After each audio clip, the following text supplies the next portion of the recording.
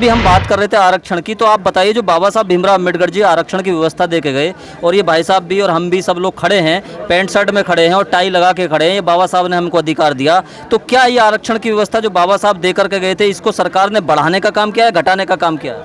अब सुनिए मुझे, जय भीम नवोदय।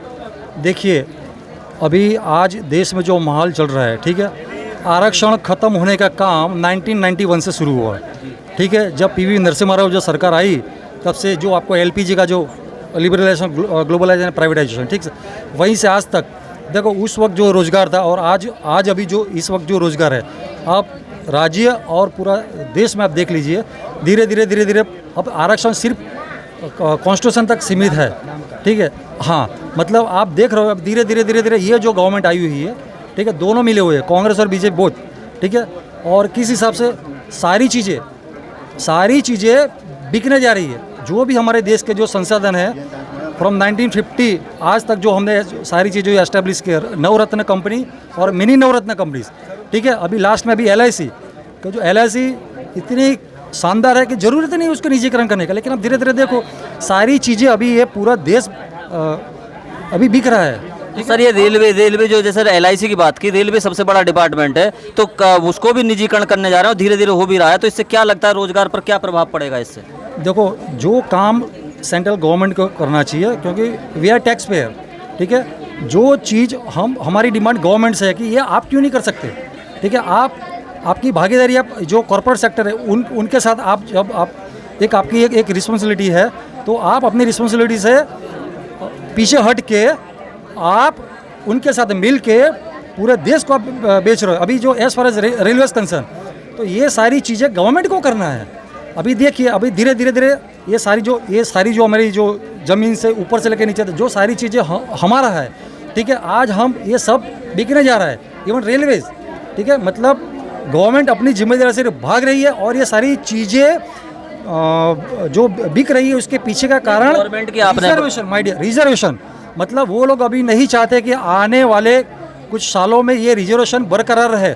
मतलब उन्होंने एक दूसरा रास्ता उन्होंने अख्तियार किया है और वो है निजीकरण का। आप देख रहे हैं धीरे धीरे ये जो जितने भी जो प्राइवेट जो गवर्नमेंट ऑफिस वगैरह है, ठीक है, जो हाँ वो सारी चीज़ें धीरे धीरे एक एक करके वो लोग प्राइवेटाइजेशन कर रहे हैं। उसका पीछे का मतलब वही है कि रिजर्वेशन वो रखना ही नहीं चाहते। सर मैं आपसे जानना चाहता हूँ, रिजर्वेशन रखना नहीं चाहते, लोकतंत्र है ये देश, भारतीय संविधान बाबा साहब अम्बेडकर जी ने दिया, तो मैं आपसे जानना चाहता हूँ कि सरकार इस लोकतंत्र में क्यों नहीं डर रही है? सरकार का ये रुख जो है, जैसे आप बता रहे हैं, सरकार तो जबरदस्ती किए जा रही है और कोई विरोध नहीं कर रहा है, इसका क्या कारण है?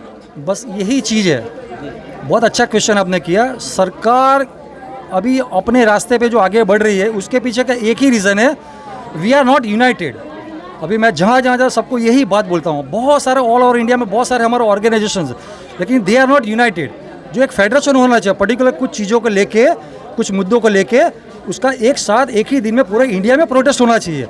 मतलब वो चीज़ अभी नहीं हो पा रही है, तब जाके हाँ मतलब सिस्टम अपना काम कर रहा है, लेकिन हमारी जो यूनिटी होनी चाहिए SC ST OB के 85% वो हम लोग बटे हुए हैं और उसी का ये लाभ लेके सरकार अपना जो एजेंडा है उस पर अभी काम कर रही है। मतलब हमें अभी सोचना और समझना होगा कि अगर हम एकजुट नहीं हुए तो आने वाली पीढ़ियों हमें कभी माफ़ नहीं करेंगे। तो सर ये जो प्राइवेटेशन हो रहा है इससे 85% का ही नुकसान है या जो अन्य जातियां हैं पूरा देश उसका नुकसान है? जो प्राइवेटेशन हो रहा है और जो सरकारी नौकरियां खत्म हो रही हैं, जो लोग अपने बच्चों को पढ़ाते हैं, तो सभी जातियों को क्या नौकरियां मिल पाएंगी?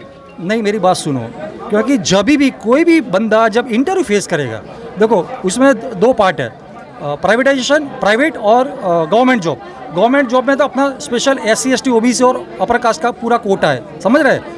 और जब आप प्राइवेट में इंटरव्यूज के लिए जाएंगे, ठीक है, तो जो सुविधा जो सारे नॉर्म्स जो गवर्नमेंट में जो मिलते हैं, आपके जो राइट्स आपके जो है, वो सारी चीज़ें यहाँ प्राइवेट सेक्टर में नहीं होती है। वो आपने अभी कोविड में आप जब लॉकडाउन तब से आज तक देखे कई लोगों को जो अच्छे रोजगार जो प्राइवेट में करते हैं, वेल एजुकेटेड पर्सन, ठीक है, उनका भी रोजगार चला गया है।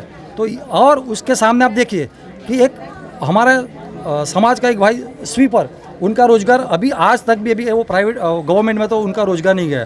तो ये सारी चीज़ें कि जो लाख डेढ़ लाख रुपया जो कमाता था प्राइवेट सेक्टर में, वो कोविड में उसको भी उसकी जॉब गंवानी पड़ी है। तो ये बड़ा डिफरेंस है। और दूसरा, कभी भी अगर आप इंटरव्यूज़ के लिए आप प्राइवेट में जाएंगे, ठीक है, तो सीधा वो कास्टिज्म पे चला जाता है। तो हमारा रोज़गार, हमें रोज़गार कहाँ से मिलेगा? तो आप समझ रहे हो? रोजगार नहीं मिलेगा, प्राइवेटेशन हो रहा है। बताया सर ने कि LIC को भी प्राइवेट कर रहे हैं और रेलवे को प्राइवेट कर रहे हैं, इससे सभी का नुकसान है। और ख़ासकर उन्होंने बताया कि 85% जो मूल निवासी है, जो SC ST OBC माइनॉरिटी है, उनका सबसे ज़्यादा नुकसान है। प्राइवेटेशन में उनको जो है नौकरियां नहीं मिलेंगी, बच्चों को नौकरियां नहीं बनेंगी। तो आपका बहुत बहुत धन्यवाद, बहुत बहुत साधुवाद। अगर आपने अभी तक हमारा चैनल सब्सक्राइब नहीं किया है तो सब्सक्राइब करें और घंटी का बटन बिल्कुल भी दबाना ना भूलें ताकि सभी लेटेस्ट खबरें पहुंच सकें आप पे सबसे पहले।